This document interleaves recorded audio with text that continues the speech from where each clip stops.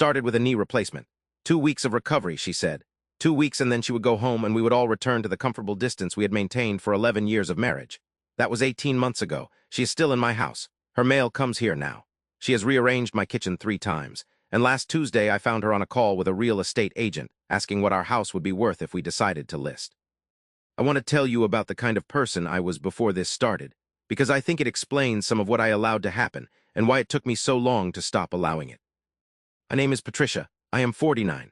I have always been the person who says yes. Not from weakness exactly. I had a therapist tell me once that my yes saying was a coping mechanism developed in childhood, and I thought, yes, that's probably right. I'm efficient and organized, and I derive genuine satisfaction from solving problems for other people. I am, in the language of people who are too kind for their own good, a helper. My husband Richard's mother, Evelyn, had the knee replacement scheduled for March. She lived alone in a house about 40 minutes from ours. She was 72, generally healthy, and had managed her own life competently and independently for as long as I had known her. The surgery was routine. The recovery was expected to be straightforward. I want to be honest about that, I said, come to us for recovery. We have the guest room. I will work from home for the first week. It makes no sense to have you alone with a surgical knee in a house with stairs. Evelyn said she didn't want to impose. She said this with the particular energy of someone who very much wants to be convinced, and I am the kind of person who convinces easily when I believe someone needs convincing. I said it was no imposition at all.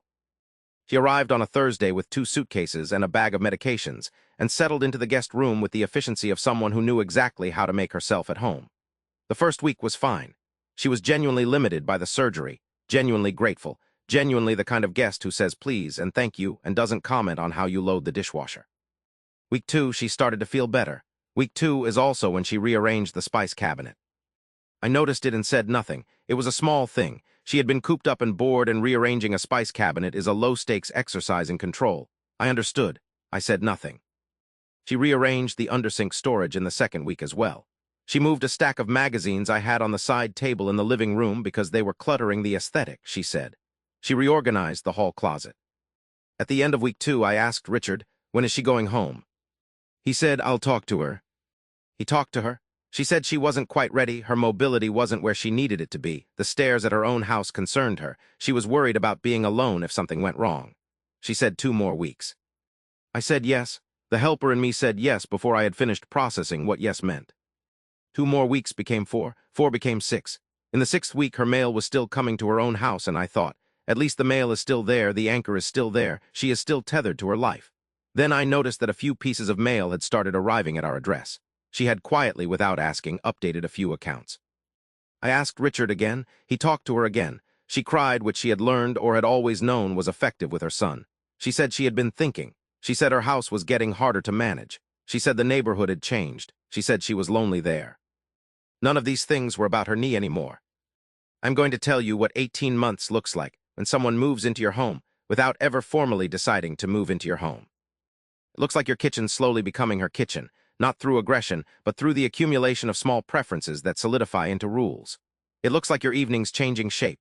The quiet that you and your husband had built after the children went to bed, the glass of wine and the unscheduled hour that was yours, replaced by Evelyn's presence in the living room and her preferences in the television.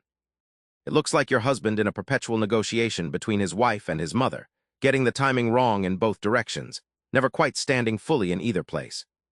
It looks like your teenagers adapting to their grandmother in a way that is, honestly, sometimes beautiful. She teaches them card games and tells them stories and feeds them at a rate that suggests she believes proximity to a refrigerator is a medical risk, and is also sometimes maddening because the grandmother presence has subtly altered the household's gravity, and I am no longer the center of my own home. The real estate call, the one I overheard last Tuesday, was the moment I stopped managing and started deciding. She was asking about our house's value, not her house, our house. She was asking in the bright, hypothetical tone of someone who has already begun to imagine what it might be worth if we decided to list it and find something larger that could accommodate a multi-generational arrangement more comfortably. I stood in the hallway and listened, and I felt something very specific. Not anger at first, something more like, oh, this is what this has been. I waited until that evening when Richard and I were alone. I told him what I had heard. He was quiet for a long moment. Then he said, I know. I said, what do you know? He said, she's been talking to me about it, about looking for something bigger. She thinks it could work. I understood that I had been managing the wrong problem. The problem was not Evelyn, exactly. The problem was that Evelyn had talked to my husband about our living situation without including me, and my husband had received those conversations without bringing them to me, and a plan had been forming in the space of that omission that I had had no voice in.